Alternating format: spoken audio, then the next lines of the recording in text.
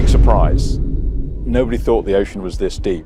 So all of a sudden we've got scientists saying, why is that? At 11,000 to 34 meters deep, pressure exceeds 16,000 pounds per square inch. That's 50 times the force inside a rifle barrel, and something is moving down there. Today we dive into the Mariana Trench, where bizarre lights, monstrous tracks, and horrifying anomalies recorded at Earth's deepest point have driven scientists into silence. If something unknown scored titanium at the ocean's deepest point, what else is down there? Comment your theory: organic monster or mechanical force. Imagine standing beneath 50 jumbo jets all pressing down on your body at once. That's the kind of pressure that exists at 11,034 meters below sea level, where the Challenger Deep rests in total darkness. It's called the Hadal Zone, named after Hades, the god of the underworld. This isn't just the bottom of the ocean, it's another world entirely. Down here, pressure exceeds 16,000 pounds per square inch, 50 times the blast inside a rifle barrel. It's enough to collapse metal, enough to crush submarines, and yet something moves, slowly, powerfully, and not alone. This isn't just depth, it's another planet. Life shouldn't exist here, but it does, and it's not what we expected. The mystery begins where pressure becomes unbearable. Hydrophones, underwater microphones planted near the Puerto Rican Trench and Mariana Trench, have picked up noises that defy classification. These aren't whale songs. They're not tectonic shifts. Researchers described one recording as a scraping echo, low, deliberate, and massive. Something dragging across the sea floor. Something big. Too big. These sounds were captured, logged, and never mentioned in official papers. The bloops and ultra-low frequency pulses are real, but they've been redacted from scientific discussion. The silence isn't scientific, it's deliberate. And the more often it happens, the less accidental it seems. Proteins unravel, membranes collapse, and even the strongest cells lose structure. Yet in the Hadal Zone, life doesn't just survive, it thrives. Scientists discovered a translucent snailfish living over 26,000 feet down, right at the edge of what's biologically possible.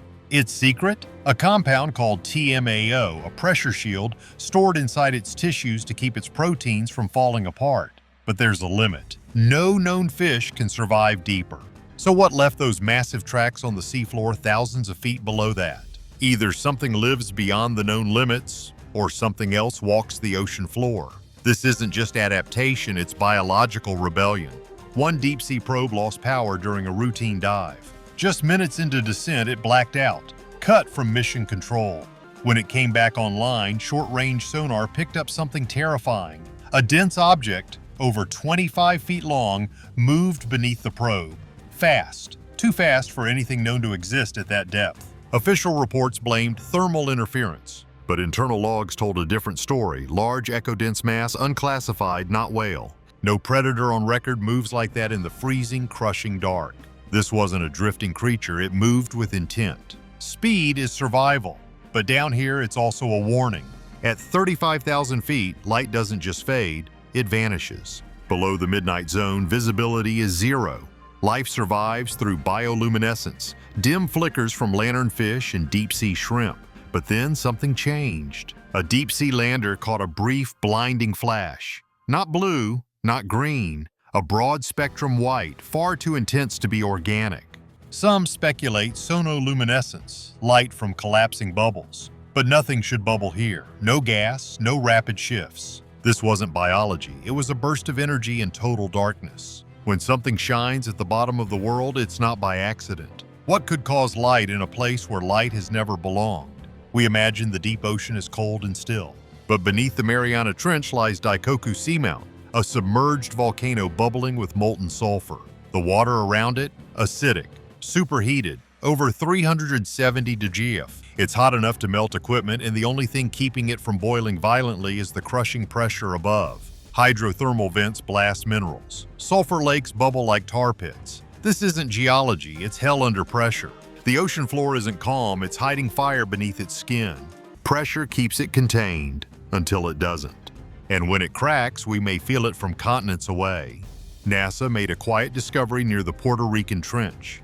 A dense geological mass beneath the ocean floor. So heavy it slightly pulls the sea level down above it. This isn't science fiction, it's measurable. Satellites show the ocean surface actually dips in that location. Gravity isn't constant here, it warps. Some say it's an ultra-compressed slab of Earth's mantle. Others think it's something unknown, buried deep beneath the crust. Whatever it is, it bends gravity and warps every reading near it. This pit doesn't just pull water, it pulls questions. And none of them have easy answers. Titanium is tough, especially under pressure. At full Hadal depth, it becomes even harder, resisting deformation like solid rock. Yet one deep-sea lander came back slashed, its thick titanium cage torn by something with force. No sharp rocks, no trench wall collision. Just one long, deep groove cut clean through its shell. The official excuse? Descent contact, but the trench floor is soft ooze, not stone. Something hit it. Deliberately, and with power beyond engineering. You don't scratch titanium by accident, and definitely not 36,000 feet below sea level. Beneath the calm mud of the Challenger Deep, sonar reveals something impossible. Linear furrows over 3 feet wide stretch hundreds of feet across the seafloor. They begin abruptly, end cleanly. No anchors dragged, no current strong enough to carve them, and no creature, known or imagined, matches the scale or pattern. These aren't trails, they're prints, tracks cut deep into sediment that hasn't been disturbed in centuries. Something massive moved here, and whatever it was, it left behind scars. The ocean floor remembers what science forgets, even if no one dares to name it. If something unknown is dragging itself across the ocean floor, shouldn't we be talking about it? Comment below what you think these tracks belong to. And subscribe to Aeon Discovery for more deep, documented dives into the world's most terrifying mysteries. This is only the halfway point. The weirdest part is still ahead. Near the Tonga Trench, a deep-sea mapping probe picked up something it shouldn't have. A rhythmic mechanical pattern. Scrape, click, pause a scrape. Too perfect to be seismic. Too deep to be a submarine. This wasn't a glitch, it was captured on multiple frequencies. Then came the final sound, a sharp metallic snap. And after that, total silence. The full audio log was sealed and labeled a Level 3 security incident. Whatever made that sound wasn't biological, and it wasn't friendly. The abyss doesn't just echo, sometimes it replies. In the black silence of Challenger Deep, water temperatures hover near freezing. Yet one mission recorded a sudden spike, 60 degrees Fahrenheit warmer, in just 3 seconds. Not a glitch. The probe's sensors were calibrated and clean. It was a burst of heat, uncontained and unexpected, deep beneath Earth's crust. Geologists say it was likely a micro-eruption, a vent opening briefly under immense pressure. But if that pressure fails completely, the result wouldn't be micro. The ocean floor is not solid, it breathes fire beneath the ice. Seismic monitors at trench depths are whispering warnings. Minor quakes, unreleased energy.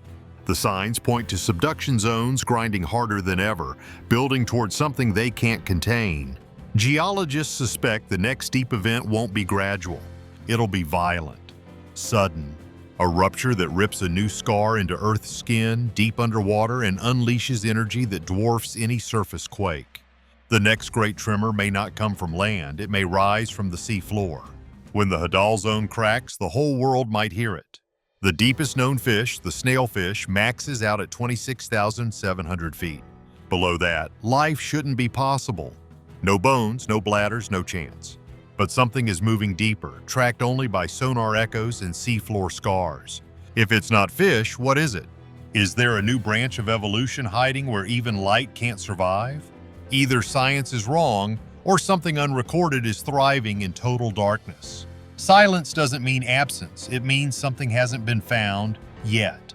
Titanium bends under Hadal pressure. So how could a living creature survive it? Maybe it doesn't bend, maybe it doesn't need to. Some theorists believe extreme deep organisms aren't soft-bodied at all. They could be armored, built from biological compounds as strong as alloy. Not bones, not shells. Pressure-forged plating that evolved to dominate the abyss. If true, we're not looking at fish. We're looking at predators with exoskeletons forged in Earth's deepest forge. The strongest things down there may not be man-made. They may be waiting. Some deep-sea recordings loop like clockwork. Not whale calls, not plate shifts. These sounds are mechanical, precise scrapes, spaced clicks, pulsing echoes. Too perfect, too rhythmic. Nature is chaotic, not predictable, unless something down there has structure and a pattern. Some researchers whisper it's geological. Others aren't so sure. Rhythmic sound means purpose, and purpose means presence. The ocean doesn't repeat itself unless something in it does. Why does no one warn us? Why are the sonar logs hidden? Why are gouges dismissed as rock damage? Because admitting what's down there breaks the models. If biology fails, if physics fails, so does authority. Oceanography depends on predictability, and there's nothing predictable about crushing darkness that fights back. The silence isn't a cover-up, it's containment. Science doesn't lie. It just waits for an explanation it can survive. We've mapped the surface of Mars in more detail than our own oceans. And at 11,034 meters down, the map blurs into mystery. Tracks too wide, lights too bright, creatures too large. And damage, real damage, to machines built to withstand anything. Each dive brings more questions. Not fantasy, not fiction, just unanswered, classified, and quietly filed away. We are staring at the edge of a world we can't explain. Down there, discovery doesn't bring answers, it brings silence. The Hadal Zone isn't empty, it's unfinished.